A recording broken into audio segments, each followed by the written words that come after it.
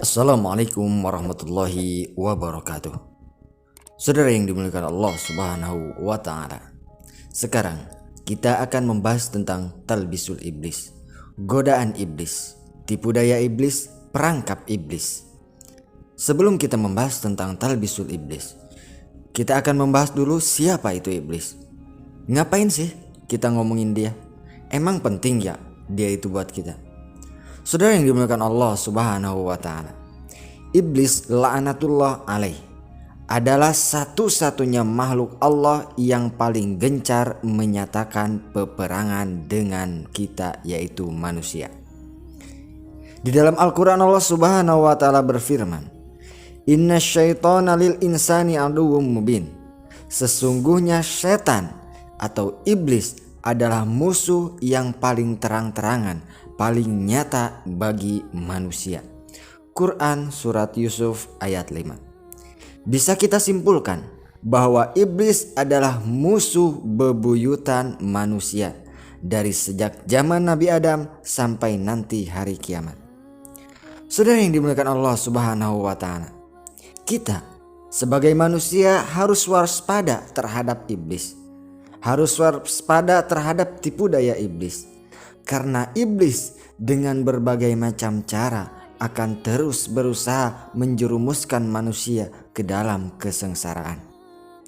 Karena kita sudah tahu bahwa musuh kita adalah iblis, maka kita harus tahu trik dan taktik iblis dalam perangnya, sehingga kita bisa antisipasi dan menghalau serangan yang dilancarkan oleh iblis kepada kita.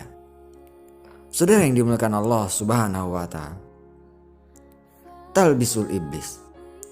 Dalam upaya menjerumuskan manusia, iblis memiliki banyak cara, baik menggoda secara batin ataupun menggoda secara perbuatan. Bulan Ramadan adalah tempat yang pas bagi manusia untuk meraup keuntungan yang sangat besar, meraup pahala yang berlipat ganda dari amal yang dilakukan pada bulan Ramadan. Baik itu amal-amal yang sunnah ataupun amal-amal yang diwajibkan oleh Allah Subhanahu wa taala. Maka bila kita mampu memanfaatkan momen Ramadan ini untuk beramal sebanyak-banyaknya, maka pasti keluar dari Ramadan kita meraih pahala yang melimpah dari hasil amal kita. Hal tersebut tidak diinginkan oleh iblis. Maka di sini iblis berusaha sekuat tenaganya agar manusia tidak mendapatkan pahala yang melimpah pada bulan Ramadan. Saudara yang dimuliakan Allah Subhanahu wa taala. Ustaz, maaf, saya bertanya. Berarti iblis menggoda manusia dong saat puasa? Bukannya iblis itu dikurung, Tad? Iya, iblis dan anak buahnya menggoda manusia pada saat bulan Ramadan. Memang iblis dan setan dikurung, tetapi tidak semua setan dikurung pada saat bulan Ramadan. Dan untuk penjelasannya nanti akan saya buat videonya. Saudara yang dimuliakan Allah Subhanahu wa taala, talbisul iblis, godaan iblis terhadap manusia pada saat bulan Ramadan adalah membuat manusia sedikit beramal sehingga tidak mendapatkan pahala yang lebih di bulan Ramadan. Jadi manusia dibuat bermalas-malasan sehingga dia tidak mau beramal yang banyak, sehingga dia mendapatkan pahala hanya sedikit saja. Dulu saya sering dengar, tidurnya orang puasa itu adalah ibadah. Tidurnya aja ibadah, apalagi kalau zikir, membaca Quran, sholat sunnah, dan lain sebagainya yang sudah nyata itu ibadah, maka akan lebih bernilai di hadapan Allah Subhanahu wa taala. Tidur aja orang puasa itu dapat pahala, apalagi kalau kita beramal yang sudah jelas itu pahalanya akan lebih banyak daripada tidur. Saudara yang dimuliakan Allah Subhanahu wa taala, berpegang pada kata tadi, maka orang-orang kebanyakan pada bulan puasa kerjaannya itu cuma tidur dengan alasan lemas, lapar, ngantuk dan lain-lain. Padahal di situ ada talbisul iblis yang sengaja membuat kita lemas, membuat kita mengantuk sehingga kita sedikit beramal dan sedikit mendapatkan pahala. Saudara yang dimuliakan Allah Subhanahu wa taala. Iblis dalam menggoda manusia ada banyak cara. Di antaranya yang pertama menggoda manusia dengan harta. Orang puasa, perut kosong, badan lemas, membuat iblis tidak memungkinkan untuk menggoda manusia dengan harta. Menggodanya untuk mencuri, untuk korupsi tidak mungkin karena kondisi badannya lemas, tidak mampu untuk mencuri dan tidak mampu untuk korupsi. Jadi iblis tidak mampu menggoda manusia saat puasa dengan harta. Maka iblis mempunyai trik yang kedua, yaitu dengan tahta. Orang puasa, perut kosong, badan lemas membuat iblis tidak mampu, tidak memungkinkan untuk menggoda manusia dengan tahta. Tidak ada orang kampanye pada bulan Ramadan. Tidak kepikiran untuk sikut kiri, sikut kanan.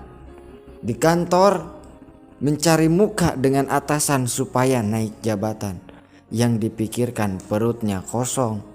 Maka saudara yang dimuliakan Allah Subhanahu wa taala, iblis pun punya trik yang ketiga, yaitu iblis menggoda manusia dengan wanita.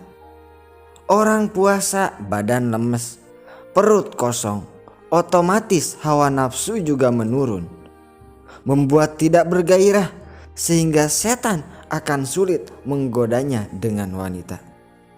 Jangankan menggoda untuk melakukan kemaksiatan, membuka kancing satu aja udah lemes, apalagi melakukan maksiatnya itu makinnya lebih lemes lagi, tidak sanggup untuk melakukannya.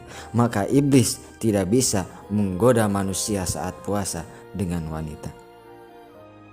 Maka ada trik yang terakhir. Oke, kata setan. Oke, kata iblis. Trik satu saya nggak bisa. Harta kamu lulus, tahta kamu lulus, wanita kamu berhasil. Silahkan sekarang kamu beramal, tapi jangan banyak-banyak. Situ kan lapar, situ kan lemas, situ kan ngantuk. Udah tidur aja. Tidur juga dapat pahala kok. Sayup-sayup mata mengantuk. Setan bahagia sambil bernyanyi. Tidurlah, selamat puasa, tidur pun dapat pahala.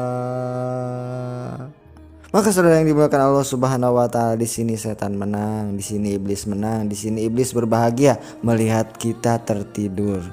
Memang tidur dapat pahala, tetapi kalau kita membaca Al-Quran itu pahalanya lebih besar daripada tidur. Padahal kalau kita baca Al-Quran, kita zikir, kita sholawat, itu tidak menguras tenaga atau menguras energi yang terlalu over, sehingga tidak membuat badan itu semakin lemas. Tetapi dengan baca Quran, zikir, sholawat dan lain sebagainya, itu bisa meraup pahala yang lebih besar daripada tidur. Saudara yang dimuliakan Allah Subhanahu wa taala, maka hati-hati dengan talbisul iblis. Bisa jadi apa yang kita lakukan, walaupun itu adalah amal perbuatan yang baik, bisa jadi itu adalah tipu daya dari iblis. Saudara yang dimuliakan Allah Subhanahu wa taala, sekian yang dapat saya sampaikan pada kesempatan kali ini. Kurang lebihnya saya mohon maaf. Selamat berbuka puasa. Wabillahi taufiq wal hidayah. Assalamualaikum warahmatullahi wabarakatuh.